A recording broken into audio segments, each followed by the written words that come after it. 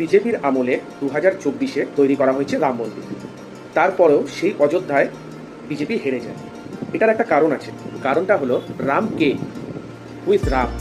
রাম হলো একজন রাজা বা ভগবান শ্রীহরি বিষ্ণুর অবতার। তো একটা রাজার কাজ কি? রাজার কাজ নিজের প্রজাদের সুখ দুঃখে পাশে থাকা। আর রাম একটা রাজা, সে তার এত বড় মহল ছেড়ে যখন জঙ্গলে যায়, বনবাসে যায়, সে কিন্তু সেখানে একটা ছোট্ট কুঁড়ে ঘর বানিয়ে সেখানে থাকে। কিন্তু এতদূর অব্দি তো ঠিক আছে। এরপর আপনারা যেটা করেছেন, রাম মন্দির এত বড় করে বানিয়েছেন, এত টাকা খরচা করেছেন, আর তারপরে সেখানে রাস্তা চওড়া করার জন্য হাজার হাজার লাখ লাখ গরিব মানুষের ঘর ভেঙেছেন।